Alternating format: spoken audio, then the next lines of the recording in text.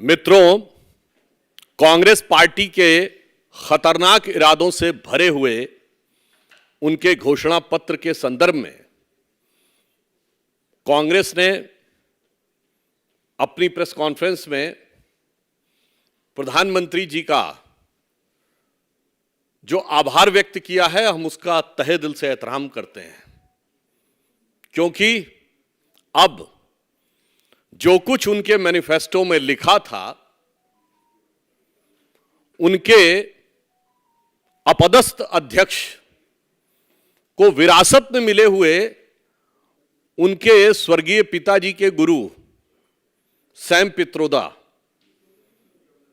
ने ऐसा एक्सरे कर दिया है उस मैनिफेस्टो का कि अब राहुल गांधी जी भी कुछ बोल लें या कांग्रेस का कोई प्रवक्ता कुछ बोल ले, आप सभी जानते हैं अगर एक बार एक्सरे हो जाए फिर कितना भी कपड़े से ढकने का प्रयास करो वो हकीकत सामने आ जाती है। तो वो हकीकत अब पूरी तरीके से खुलकर सामने आ गई है। जिस प्रकार की बातें उन्होंने कही वो मैं कह सकता हूं उनकी पार्टी के एक हाईटेक व्यक्ति ने कही है, जो बड़े दिमागदार माने जाते हैं, who is considered to be the brain behind.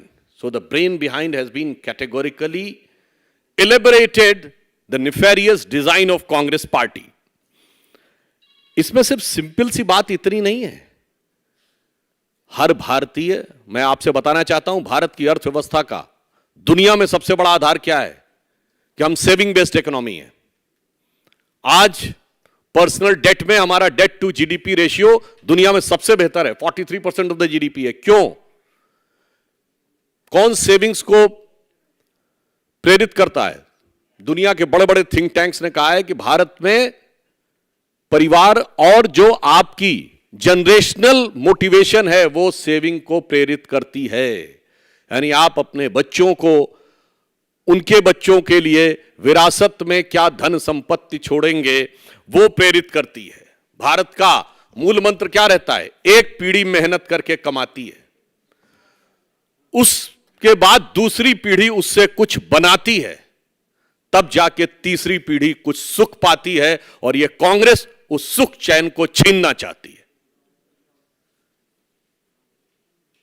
Sam Pitroda ने यह कहा कि वो अमेरिका से प्रेरित होकर गोल्ड टैक्स लगाने की बात करेंगे। अब मैं पूरे देशवासियों को याद दिलाना चाहता हूं कि इनके मैनिफेस्टो में विदेश की फोटोएं थी जिसका ये खंडन नहीं कर पाए। अमेरिका की बेफोलो लिवर की इन्होंने गंदगी का चित्र दिखाकर भारत के पर्यावरण के बारे में बात किया था। अब यह साफ हो गया कि वो फोटोएं किसी गलती के तहत नहीं थीं, इनके दिमाग में विदेश की बातें अंकित हैं। और मैं तो उनसे पूछना चाहता हूं, विदेश की कौन सी शक्तियां आपको प्रेरित कर रही हैं? अगर आप ये कहना चाहते हैं तो विदेशों में जो आप उदाहरण देना चाहते हैं उसमें तो 45% तक टैक्स लगता है। आपको पता होना चाहिए, मैं गंभीर विषय की तरफ ध्यान आकृष्ट करना चाहता हूं। आज मल्टीपोलर वर्ल्ड आगे बढ़ रहा है। डॉलर की हार्ड करेंसी के रूप में भविष्य अनिश्चित हो रहा है। 2-3 बार उन्होंने अपने रेट ऑफ इंटरेस्ट बढ़ाए, उसके बाद भी काम नहीं हो रहा। यानी विश्व भविष्य में हार्ड करेंसी के रूप में गोल्ड की तरफ आगे बढ़ रहा है। और गोल्ड सबसे ज्यादा भारत में खरीदा जाता है, on an average every year 700 ton. क्यों? हर व्यक्ति गोल्ड खरीदता है। गरीब से गरीब व्यक्ति भी यह कहता है कि चाहे मेरे पास 2 तोला 4 तोला सोना हो, मगर वो तोला सोना होना चाहिए। आप उस बचत के ऊपर क्या 45% टैक्स लगाना चाहते हैं? अगर आप विदेश से प्रेरणा की बात कर रहे हैं, जो उदाहरण उन्होंने देने की बात कही है, इसका अर्थ क्या हुआ कि भविष्य में विश्व में जो हार्ड करेंसी हो सकता है, जिसका सबसे बड़ा बेस भारत के अंदर हो सकता है, उस भारत के बेस को ध्वस्त करने के किसी बड़े राजनीतिक षड्यंत्र का हिस्सा तो नहीं है। यह मैं बात गंभीरता से पूछना चाहता हूं। और माननीय प्रधानमंत्री जी ने जो बात कही है कि कांग्रेस की लूट जिंदगी के साथ भी और जिंदगी के बाद भी, मैं बताना चाहता हूं कि हमारे यहां यह परंपरा है। हमारे यहां सोना कोई एसेट नहीं है। यह फॉरेन के माइंडसेट से बाहर आइए। कोई भी हिंदू सनातनी पूजा करता है तो उसमें स्वर्ण रखा जाता है, विवाह होता है तो गरीब से गरीब आदमी हाथ में सोना देता है, और यहां तक कि जब लगता है कि प्राण छूटने वाले हैं तो कहा जाता है यदि घर में सोने का कोई टुकड़ा हो तो वो उनके मुंह में रख दीजिए। किस प्रकार की चीजों के लिए, किस भावना से प्रेरित है? बहुत साफ हो गया, विदेशी मानसिकता से प्रेरित, जिसको भारत की विरासत से नफरत है, वो भारतीयों की विरासत पर गिद्ध दृष्टि डालकर बैठे।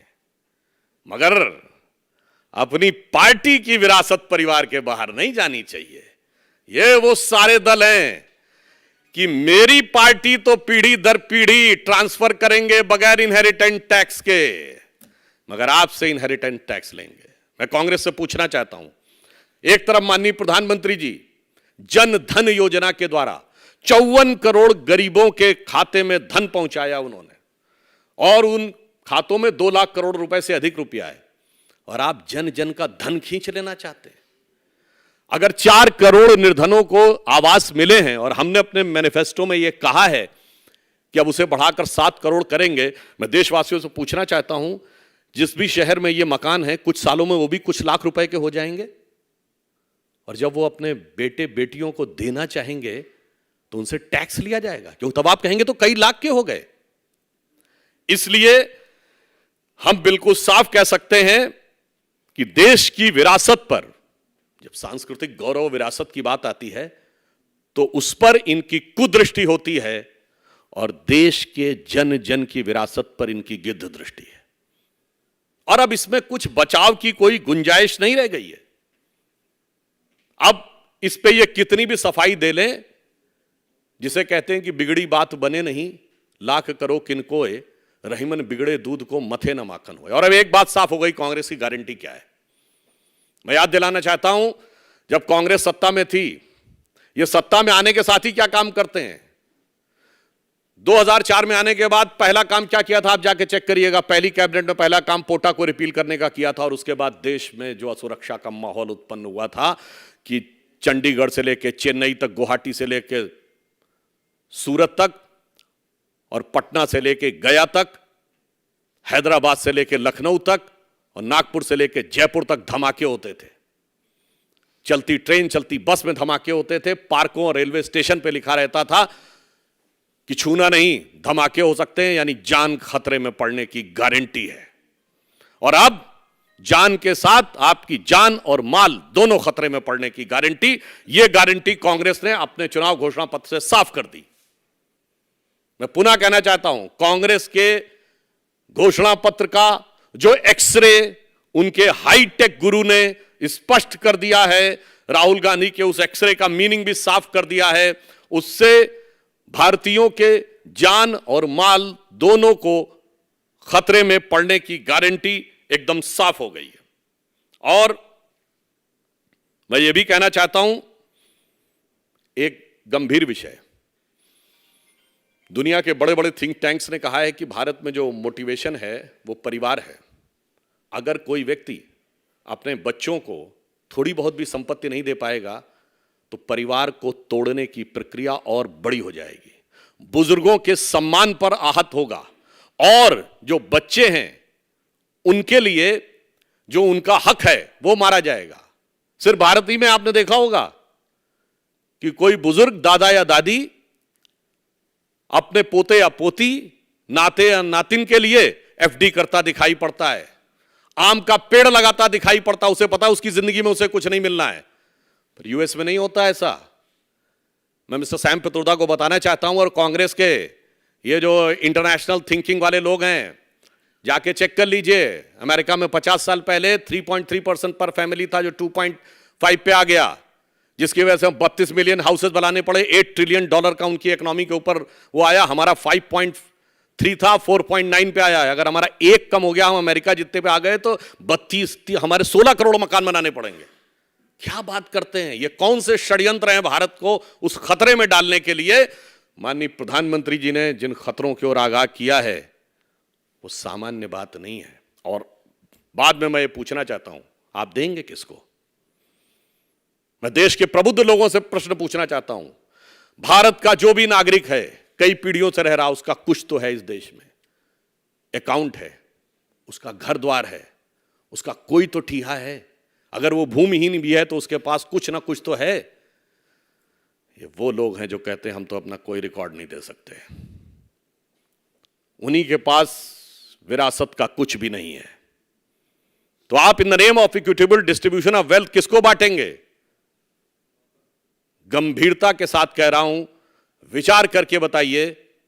वही जो घुसपैठी है वही तो कहेंगे ना हमारे पास तो कुछ भी नहीं है, हमारे पास ना कोई इनहेरिटेंस है, ना हमारे पास कोई पैसा है, ना हमारे पास कोई जमीन है, ना कुछ नहीं है। तो साहब आपके हिसाब से वो भूमिहीन वाली कैटेगरी में आएंगे। और मैं एक और बात कहना चाहता हूं, आप सभी पत्रकारों से जाके देखिए, राहुल गांधी जी की तथाकथित न्याय यात्रा में सबसे ज्यादा भीड़ कहां पे थी? कांग्रेस के ट्विटर हैंडल से देखिएगा। जब यात्रा गुवाहाटी से शुरू हुई है तो उस इलाके में जो धुबरी, बरपेटा, करीमगंज, बंगाल का मालदा, जाके देखिएगा, यही तो डेमोग्राफिक चेंज वाले इलाके हैं। इसलिए मैं ये बात स्पष्ट रूप से कहना चाहता हूं कि कांग्रेस पार्टी के बहुत खतरनाक इरादे देश के अंदर अब जन जन के घर के अंदर तक पहुंचते हुए दिखाई पड़ रहे हैं। खतरा कितना बड़ा है इसको समझिए कि इंडी गठबंधन का एक प्रमुख दल कम्युनिस्ट पार्टी ये कहती है कि भारत का जो आणविक भंडार है वो समाप्त कर देंगे, न्यूक्लियर वेपन समाप्त कर देंगे। और कांग्रेस पार्टी कहती है कि आपके घर के अंदर जो भी भंडार है, थोड़ा बहुत धन, अन्न, जो कुछ भी है, हम उसको भी खींच लेंगे। और मैं ये भी पूछना चाहता हूं, हमारे अगल बगल के देशों में तो बड़ी बड़ी कंपनियां काम कर रही हैं, उन्होंने बड़े बड़े एसेट्स बनाए हुए हैं, और आप हमारे यहां ये करना चाह रहे हैं। तो मैं पुनः पूछ रहा हूं कि आप किन चीजों से सोचकर कर रहे हैं, और इसमें आप सबसे ज्यादा हिस्सा किसका मार रहे हैं? और अंत में एक बात और कह दूं, हम सिर्फ आरोप नहीं लगा रहे हैं, सब प्रमाण बोल रहे हैं। देश के संसाधनों को खींचकर किसको दिया जा चुका है, देंगे की बात नहीं है। डॉक्टर मनमोहन सिंह जी के जिस बयान के बारे में वो ये सफाई देने की कोशिश करते हैं कि देश के संसाधनों पर पहला हक मुस्लिमों का होगा, तो ये कहते नहीं, कर चुके हैं। आज मैं आपसे पूछूं कि भारत सरकार के किसी भी विभाग के बाद कौन सा ऐसा गैर सरकारी संस्थान है जिस पे सबसे ज्यादा जमीन है? तो वह वक्फ बोर्ड। और ये नेहरू जी, इंदिरा जी, राजीव जी से मनमोहन सिंह जी की सरकारों और नरसिम्हा राव की सरकारों ने ग्रेजुअली इतना स्ट्रांग करके उसको स्थापित किया है। तो आप संसाधनों पर हक देने की बात का बचाव नहीं कर चुके, दे चुके हैं। सरकार के बाद सबसे ज्यादा अगर लैंड है तो वक्फ बोर्ड के पास है। इसलिए मैं अंत में सिर्फ यह कहना चाहता हूं, आगे बहुत अंधेरा है और संभल कर चलना है, क्योंकि ये वो शक्तियां हैं जिन्होंने देश की वास्तविक शक्ति कभी उभरने नहीं दी। जो देश हमारे साथ आजाद हुए थे वो कहां से कहां पहुंचे, और आज जब मोदी जी के नेतृत्व में देश अपनी वास्तविक शक्ति के साथ उभरना चाह रहा है, तो न जाने कौन सी जानी और अनजानी शक्तियों के द्वारा ये सिर्फ भारत को नहीं, भारत के हर खास और आम को, हर गरीब को, हर माता बहन को के पास रखे हुए स्त्री धन तक, हर गरीब के घर में रखे हुए उसके द्वारा बनाए गए छोटे से मकान तक पर इनकी दृष्टि है। और मुझे पूर्ण विश्वास है कि देश की विवेकपूर्ण जनता इन सारे विषयों के ऊपर गंभीरता से विचार करके बात करेगी। और अब एक्सरे इज कंप्लीट, अब वो सीटी स्कैन और एमआरआई भी करा लें तो अब बचाव की कोई गुंजाइश नहीं है। रविंद्र सिंह जी, जी न्यूज़।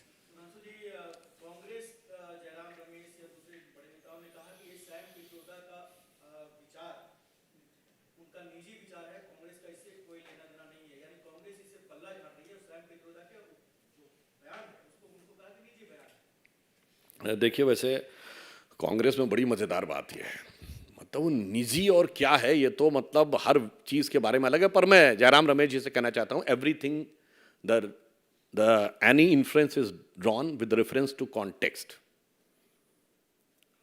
और अपने लोगों के लिए बताने, जो भारत में कहा गया है कि किसी भी मंत्र का अर्थ निकालना हो तो यास्क जैसे निरुक्ताचार्यों ने कहा है कि वो प्रकरण शाह निकालना चाहिए। तो प्रकरण क्या है? सैम पित्रोदा कांग्रेस के थिंक टैंक में हैं कि नहीं, हां या ना?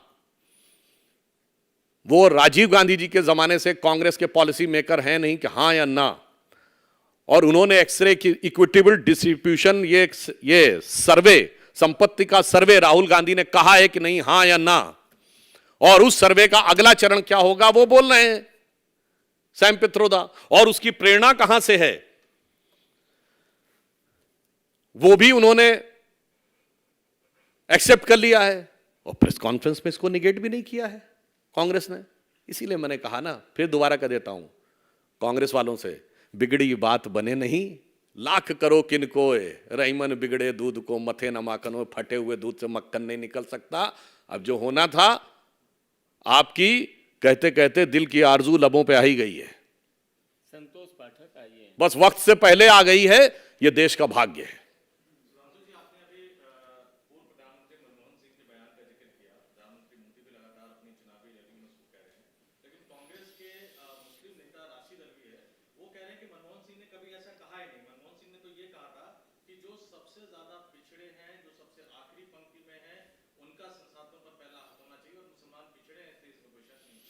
नहीं, अब कहिए तो वो स्पीकर पे सुनाऊं? उन्होंने कहा था माइनॉरिटीज पर्टिकुलरली मुस्लिम्स, इसमें कहें they should have a fair chance and they should have the first right. अब दे का इंटरप्रिटेशन वो दें, चलिए हम बताते हैं। तो मैंने तो कहा ना, वक्फ बोर्ड को सबसे ज्यादा दिया है, किस और माइनॉरिटी के उसको दिया है बताइए? ये बताइए, उन्होंने कर्नाटक में, आंध्र में रिजर्वेशन 10% मुसलमानों को दिया कि नहीं, हां या ना? उत्तर प्रदेश में 2012 में उन्होंने मैनिफेस्टो में कम अपना प्रॉमिस किया था कि नहीं, बोलिए हां या ना? एनिमी प्रॉपर्टी एक्ट में दे रहे थे कि नहीं? ऐसा नहीं है। और जामिया मिलिया इस्लामिया और एएमयू में एससी एसटी ओबीसी का सारा रिजर्वेशन समाप्त करके मुस्लिम्स को दे दिया था कि नहीं? जम्मू कश्मीर में एससी एसटी ओबीसी को रिप्रेजेंटेशन नहीं दिया था ना, इसलिए कि मुस्लिम डोमिनेटेड स्टेट है। और कांग्रेस ने अपने मैनिफेस्टो में लिखा है कि एससी एसटी ओबीसी के रिजर्वेशन को इसलिए बढ़ाया जाए कि विशेष समुदाय को देना है। और रंगनाथ मिश्रा कमेटी की रिकमेंडेशन पढ़िए, वो कहते हैं कि ओबीसी के रिजर्वेशन में से देना चाहिए 10%। ऐसे नहीं बोल रहे हैं साहब, इतना आसान नहीं है। कहत कबीर सुनो भाई, साधु होनी हुई के रही, करमगति टारे नाई टरी, लिखा हुआ है आपने, इसलिए मैंने आधा दर्जन उदाहरण दिए। विकास भदौरिया, एनडीटीवी।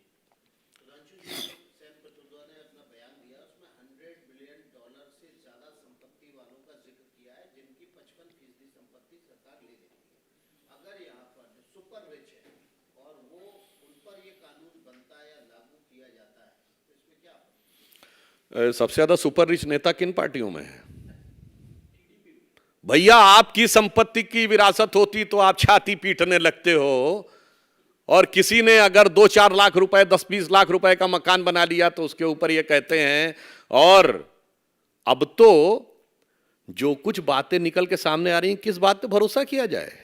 इस कदर धोखे खाए हैं हमने, अब तो होता भरोसा नहीं है। विकास चंद्रा।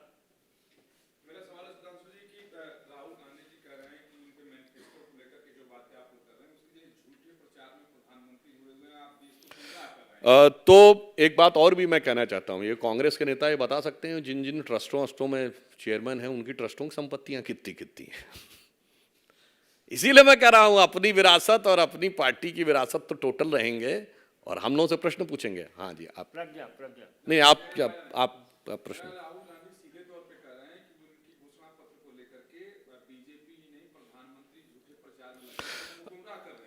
अब उनके, मैंने बताया ना, मतलब उनके स्वर्गीय पिताजी के गुरुजी ने अब ऐसा एक्सरे कर दिया है, अब सच और झूठ एकदम, जो कहते थे ना, दूध का दूध पानी का पानी हो जाएगा। राहुल गांधी ने बोला था दूध का दूध पानी का पानी हो जाएगा। अब सैम पित्रोदा के बयान के बाद दूध का दूध, पानी का पानी, छाछ का छाछ और रायता का रायता हो चुका है। प्रज्ञा। Jayram Ramesh has also said that Pitrodaji's comments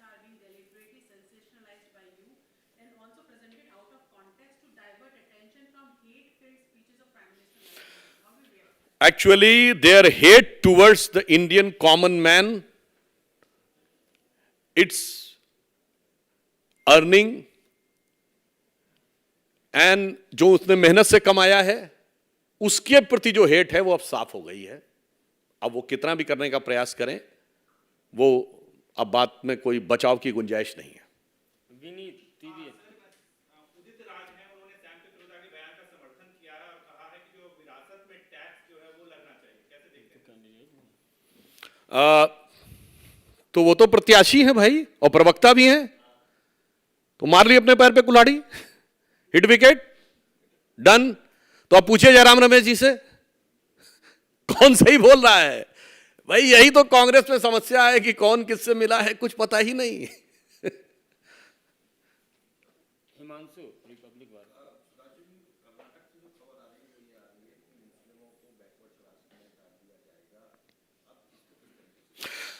ये आ रही है नहीं, ये लोग तैयारी कर चुके हैं और मैं याद दिलाना चाहता हूं इसके बारे में। नेशनल ओबीसी कमीशन ने प्रश्न भी पूछा और इससे पहले बंगाल की सरकार ये कर चुकी है। पिछले वर्ष जो उसने लेटेस्ट जो सूची बनाई थी उसमें 91 कास्ट को ओबीसी में डाला था, जिसमें 85 मुस्लिम्स थे। अब देखिए, जब ओबीसी कमीशन ने पूछा कि ये कैसे हुआ, तो जानते क्या जवाब दिया गया? नहीं, ये मुस्लिम होने से पहले उस जाति के थे, तब ये जाति ओबीसी में आती थी इसलिए। तो ओबीसी कमीशन ने पूछा तो इतना भारी कन्वर्जन कैसे हो गया? तो उसके बाद उन्होंने मौन धारण कर लिया है। तो आप समझ सकते हैं कि हकीकत क्या है। और यहां मैं एक और बात कहना चाहता हूं, इस प्रकार के द्वारा कांग्रेस मुस्लिम धार्मिक आस्थाओं का भी अपमान कर रही है। या तो उलेमाओ इकराम कह दें कि उनके यहां जाति होती है, दूध का दूध पानी का पानी हो जाएगा राहुल गांधी जी के शब्दों में, या राहुल गांधी ये कह दें कि वो मजाक उड़ा रहे हैं उनका।